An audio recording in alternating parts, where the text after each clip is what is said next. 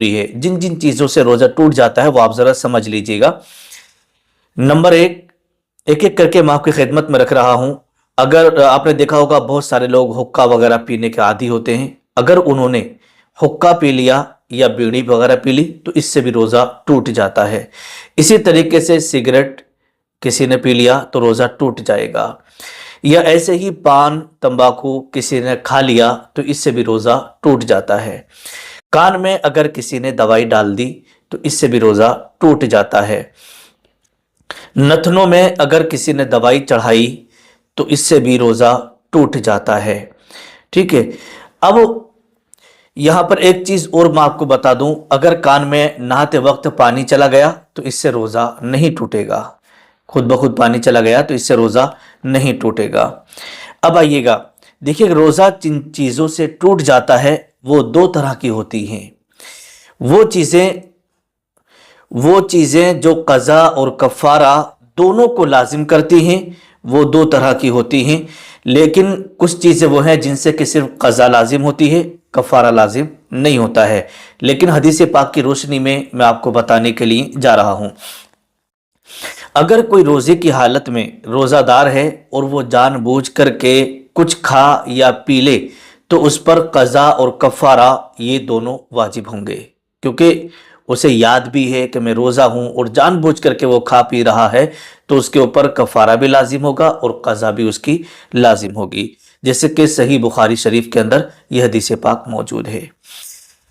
इसी तरीके से किसी ने रोजे की हालत में अपनी बीवी से हमबिस्तरी कर ली, मुबाशरत कर ली, और इससे जो है रोजा टूट जाएगा और उस पर कज़ा के साथ साथ कफ़ारा भी लाजिम आएगा। कफ़ारे का मतलब होता है एक गुलाम आज़ाद करना। अगर ये मुमकिन ना हो, जैसे कि आज के दौर में गुलाम होते नहीं हैं, ठीक है, तो फिर 2 महीने के मुसलसल पैदर पे रोजे रखना। अगर ये भी मुमकिन ना हो, 2 महीने के रोजे नहीं रख सकता, तो फिर 60 मिस्कीनों को खाना खिलाना, ये कफ़ारा होता है, जैसे कि सही मुस्लिम शरीफ के अंदर यह हदीस पाक मौजूद है।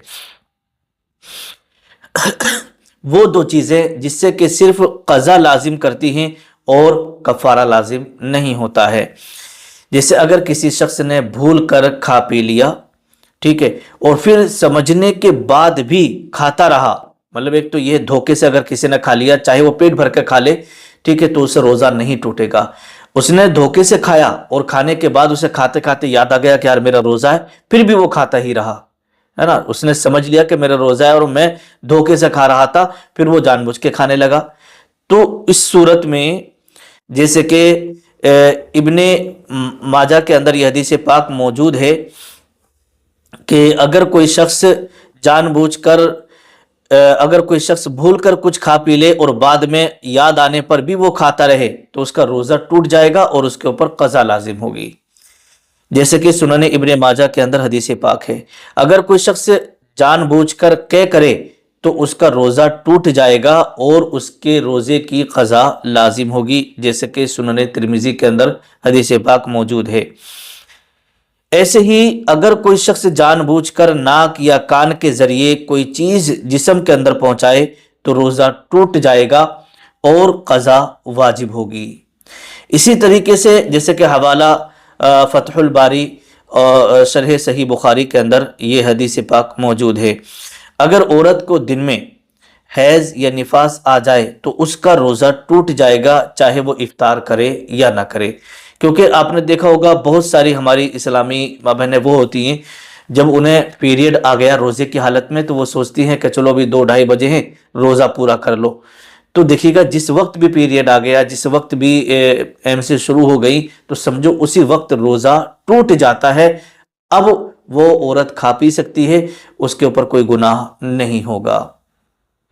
तो कुछ चीजें जो जिनसे कि रोजा टूट जाता है वो मैंने आपकी खिदमत में रखी हैं। अब अगली वीडियो में हम बताएंगे कि जिन जिन चीज़ों से रोज़ा नहीं टूटता है वो वीडियो भी आप ज़रूर देख लीजिएगा, क्योंकि रोज़ादारों के लिए बहुत ज़्यादा ज़रूरी है।